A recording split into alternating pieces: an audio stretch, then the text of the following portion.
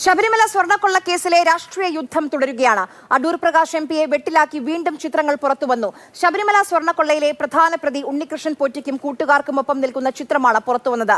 ബംഗളൂരുവിൽ പോയപ്പോൾ എടുത്ത ചിത്രമാണിത്. പോറ്റിയുമായി ബന്ധപ്പെടുത്തി തന്നെ ടാർഗറ്റ് ചെയ്യുകയാണെന്ന് അടൂർ പ്രകാശിന്റെ ആരോപണം.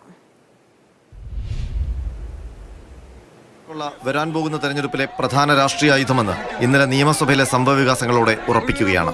കേസിലെ പ്രധാന പ്രതി ഉണ്ണികൃഷ്ണൻ പോറ്റിയുമായുള്ള നേതാക്കളുടെ ബന്ധത്തെ ചൊല്ലിയുള്ള വാക്പോരും തുടരുന്നു. അടൂർ പ്രകാശ് എംപിയെ വെട്ടിലാക്കി അടുത്ത ചിത്രവും പുറത്തുവന്നു.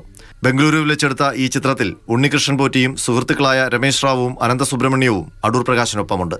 നേരത്തെ പോറ്റിയും കേസിലെ മറ്റൊരു പ്രതി ഗോവർദ്ധനും ഒന്നിച്ച് സോണിയാഗാന്ധിയെ കണ്ടതടക്കമുള്ള ചിത്രങ്ങളും പുറത്തുവന്നിരുന്നു. മുൻമന്ത്രി കടകംപള്ളി സുരേന്ദ്രൻ പോറ്റിയുടെ തിരുവനന്തപുരത്ത് വീട്ടിൽ പോയതുമായി ബന്ധപ്പെട്ട ചിത്രം പുറത്തുവന്നതിന് പിന്നാലെയാണ് അടൂർ പ്രകാശിനെ വെട്ടിലാക്കുന്ന പുതിയ ചിത്രം. അടൂർ പ്രകാശ് പോറ്റിയുടെ വീട്ടിൽ പോയിട്ടുണ്ടെന്ന വിവരവും പുറത്തുവന്നിരുന്നു. ഉണ്ണികൃഷ്ണൻ പോറ്റിയുടെ വീട്ടിൽ പോയിട്ടുണ്ടെന്ന് അടൂർ പ്രകാശ് സമ്മതിച്ചു.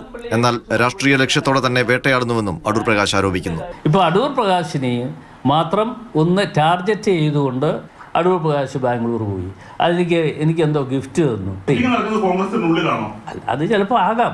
പലപ്പോഴും ഇത് അനുഭവിച്ചിട്ടുള്ള ഒരാളെന്നുള്ള നിലയിൽ കോൺഗ്രസിനുള്ളിലുള്ളവരുമുണ്ട്, അല്ലാതുള്ളവരുമുണ്ട് എന്ന് ഞാൻ പറയേണ്ടതായിട്ടുണ്ട്. ഏതായാലും ശബരിമല സ്വർണ്ണക്കൊള്ളയുമായി ബന്ധപ്പെട്ട വിവാദത്തിൽ CPM നേതാക്കൾ ഉൾപ്പെട്ടതോടെ പ്രതിരോധത്തിലായ ഇടതുമുന്നണിക്ക് രാഷ്ട്രീയ ആശ്വാസമാണ് അടൂർ പ്രകാശിനെ വെട്ടിലാക്കുന്ന ഈ ചിത്രങ്ങൾ.